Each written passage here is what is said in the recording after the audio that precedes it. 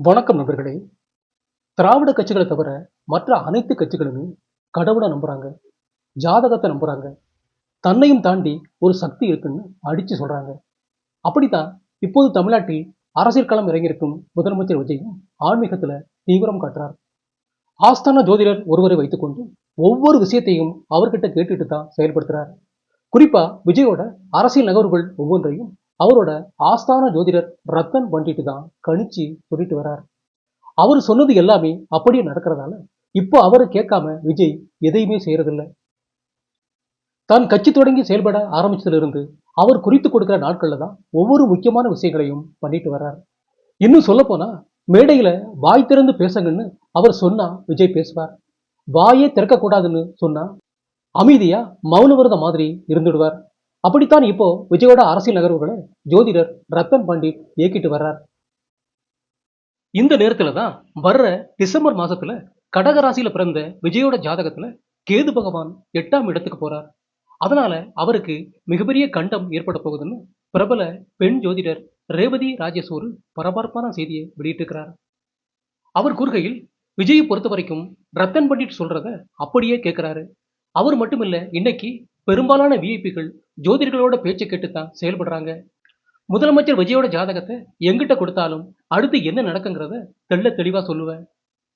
தற்போதைய நிலவரப்படி முதலமைச்சர் விஜயோட ஜாதகத்தை கணிச்சு பார்த்தா வர்ற டிசம்பர் மாதத்துல இருந்து அவர் ரொம்ப ஜாக்கிரதையா இருக்கணும். எதிர்க்கட்சிகள் அவரோட வாயை கிளறுவாங்க. அவர் ஏதாவது அவசரப்பட்டு வார்த்தை விட வச்சு சிக்கல்ல மாட்டி விடணும்னு பிளான் போட்டுட்டு வர்றாங்க. அதனால அவசரப்பட்டு வார்த்தை விட்டா அது அவருக்கே பெரிய ஆபத்தா முடிஞ்சிடும். இன்னும் சொல்ல போனா விஜயோட அரசியல் வளர்ச்சியை முடிவுக்கு கொண்டு வரணும்னு முக்கிய எதிர்க்கட்சிகள் தயாராகிட்டாங்க. குறிப்பா அவரோட கட்சியில இருக்கவங்க பெரும்பாலானோர் புதியவர்களா இருக்கிறதால கண்டிப்பா அவசரப்பட்டு ஏதாச்சும் பேசிடுவாங்க. அதைத்தான் இப்போ எதிர்க்கட்சிகள் எதிர்நோக்கி காத்துக்கிட்டு இருக்காங்க. அதை வச்சு அவங்களுக்கு எதிராக நீதிமன்றத்துக்கு போகணும், அவங்கள செயல்பட விடாம தடுத்து நிறுத்தணும், மக்கள் மத்தியில அவங்களுக்கு நல்ல பெயர் வரக்கூடாதுங்கிற கோணத்துல எதிர்க்கட்சிகள் தீவிரம் காட்ட தொடங்கிட்டாங்கன்னு ஜோதிடர் ரேவதி ராஜேஷ் சொல்லியிருக்கிறார். அது மட்டும் இல்லாம விஜயை பொறுத்த வரைக்கும் தன்னோட பலத்தை விட மாந்திரீகம், தந்திரிகம் போன்ற பலத்தை தான் அதிகமா நம்புறார். அதுக்காகத்தான் நெத்தியில பொட்டு வச்சிருக்கிறார், கையில சிகப்பு கயிறு கட்டுக்கிறார். இது எல்லாமே மாந்திரீக சக்திகள் தான். இதோட பவர் தன்னோட எதிரிகளை வீழ்த்தும்னு அவர் நம்புறார். அவரோட ஜாதக கட்டங்களுக்கு ஏத்த மாதிரி எந்தெந்த நேரத்துல என்ன மாதிரி பொருட்களை அணிஞ்சா சாதகமா இருக்கும்னு கணிச்சுதான் அவர் இப்படி பண்ணிட்டு வர்றார். குறிப்பா ட்ரெஸ் கூட ஜோதிடர் கணிச்சு கொடுத்த மாதிரி தான் அணிஞ்சிட்டு வர்றார். என்றாலும் டிசம்பர் மாதத்துக்கு அப்புறம் அவரை பொறுமை இழக்க வைப்பாங்க. அதுக்கேற்ப கேது பகவான் கடக ராசிக்கு 8வது வீட்டுக்கு வரதால எதிராளிகள் பேசுறதை கேட்டு அவரை அமைதியா இருக்க விடாது. அவருக்கு டென்ஷனை ஏற்படுத்தி உடனே பதிலடி கொடுக்க வைக்கும். அந்த வகையில அவர் ஏதாச்சும் எக்கு தப்பா பேசிட்டா அது மிகப்பெரிய சிக்கலை உண்டாக்கிடும். அடுத்து விஜய் கூட நடிகை திரிஷா இணைஞ்சிருக்கிறதா ஒரு செய்தி ஓடிட்டு இருக்கு. ஆனா விஜய் ஆதாயம் இல்லாம எதையும் செய்யல. அவரோட மனைவி சங்கீதா ஜாதகம் அரசியல் ரீதியா அவருக்கு பலம் கிடையாது. விஜய்க்கு திரிஷாவோட ஜாதகம் பெரிய அளவுல செட் ஆகும். அதனால விஜய் கூட திரிஷா இருக்கிறதால பாதகம்னு சொல்றத நான் ஏத்துக்க மாட்டேன். அப்படி பாதகமா இருந்திருந்தா அவரால் அரசியல்ல இந்த அளவுக்கு அடியெடுத்து வச்சிருக்கவே முடியாது.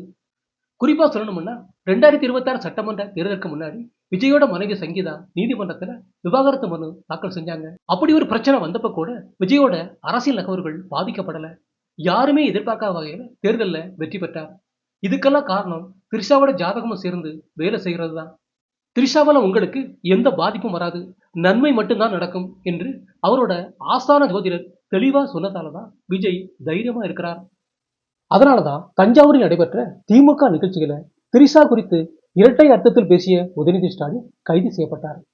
அதோட அந்த விவகாரம் சர்ச்சையை ஏற்படுத்திய போதும் அதையடுத்து மீண்டும் சுதந்திர தின விழாவில் தனது பெற்றோருடன் திரிஷாவையும் அமர வைத்தார் முதலமைச்சர் விஜய்.